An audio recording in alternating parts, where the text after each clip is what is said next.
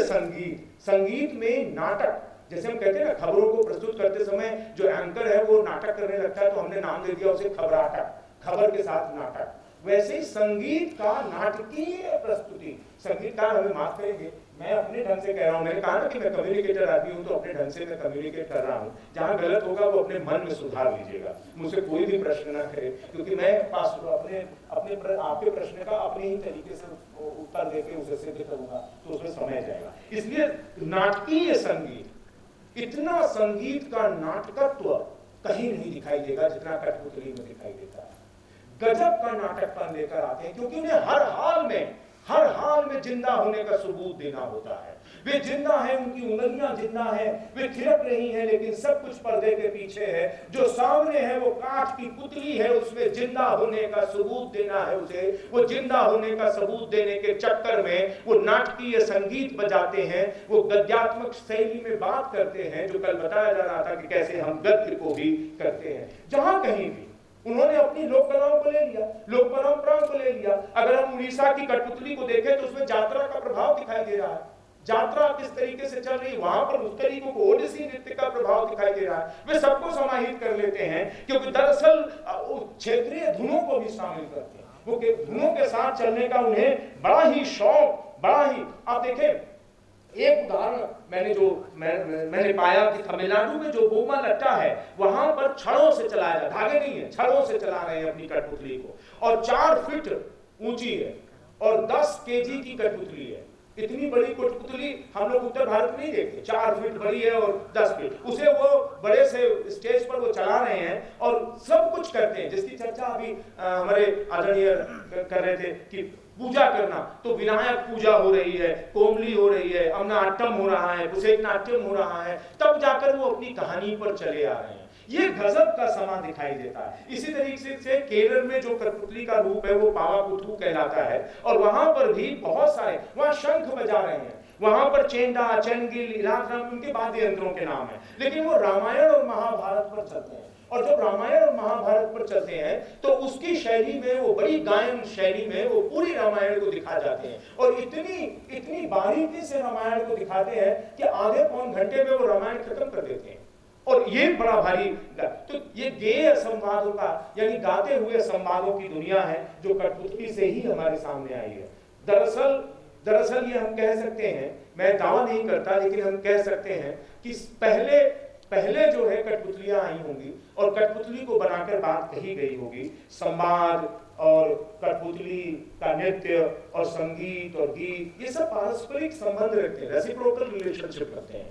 और दरअसल ये एक ऐसी कला के रूप में विकसित हो जाती है जहां हम अपनी कलाकारी दिखा रहे हैं, जहां हम अपनी स्क्रिप्ट दिखा रहे हैं, जहां हम अपनी संगीत दिखा रहे हैं, जहां हम अपने कहा जाए त्वरित निर्णय का हम अपना इम्प्रोवाइजेशन कर रहे हैं। ये जो चीज है ना, ये कठपुतली में दिखाई दे रहा है। दरअसल अगर आप देखें तो कठपुतलियां हमारे जीवन का बहुत ही महत्वपूर्ण हिस्सा बनी हुई थी, आज भी है। मैं आपको दिखाऊंगा। इससे पहले कि मैं चेक गणराज्य की कठपुतली की बात करूं, मैं कहूंगा कि कुछ कठपुतली के डांस में लाया हूं, जिसे मैं दिखा दूं। एक आप रेलवे के नाम से वो है, एक 5 मिनट का 7 मिनट का है।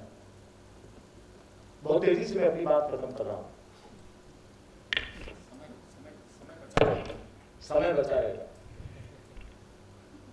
नहीं मिल रहा, नहीं चला।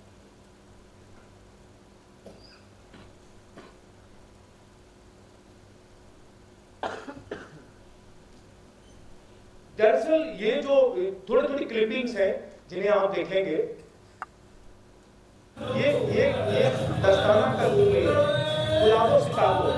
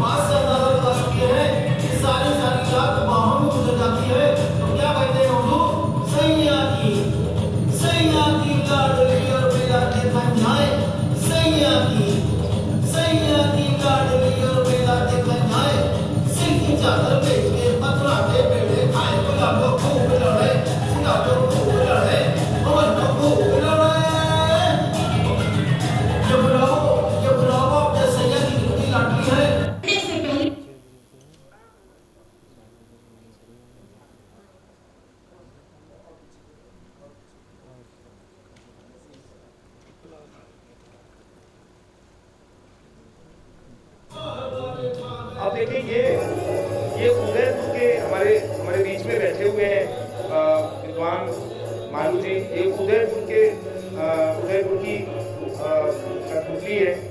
जैसे आप देखें, उस पर ध्यान दें और देखें किस तरीके से वो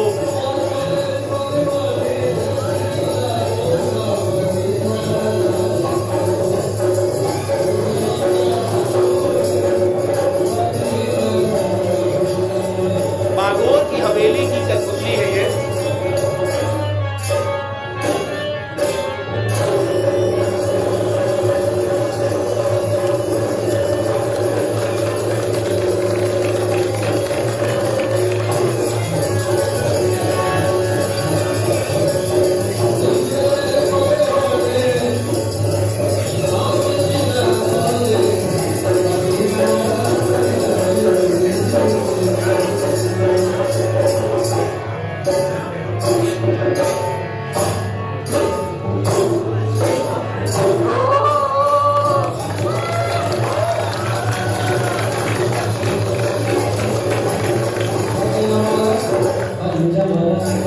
इसमें एक दृश्य है जिसमें नोट उठा देती है, आगे बढ़ा दे थोड़ा।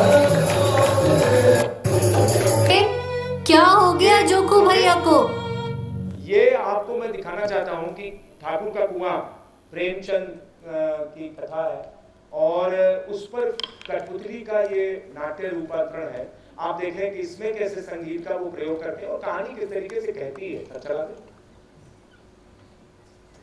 प्यासे थे, सड़ा पानी पीने की जिद कर रहे थे। मैंने मना करके पानी लेने ठाकुर के कुएं पर गई। वहां से आने में मुझे देर हो गई। तो क्या ठाकुर ने पानी दिया?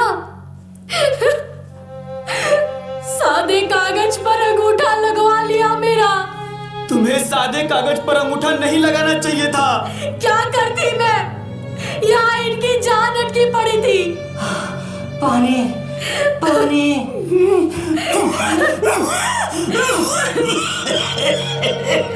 मुझे छोड़कर मत जाओ, मत जाओ, मुझे छोड़कर मत जाओ।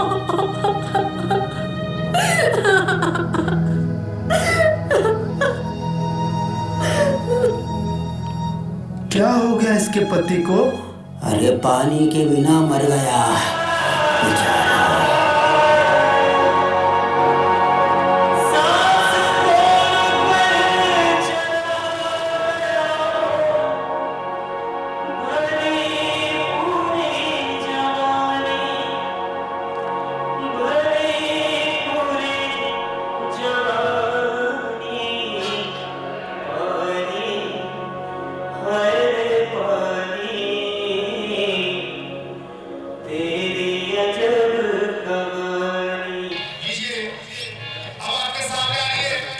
राजस्थानी कठपुतली है, थोड़ा सा दिखा के बस आगे बढ़ा दीजिएगा।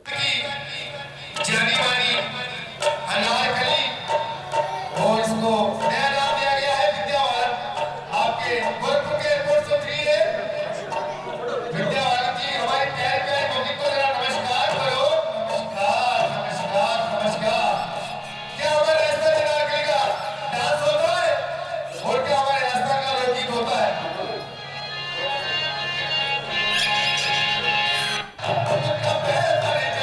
Yeah.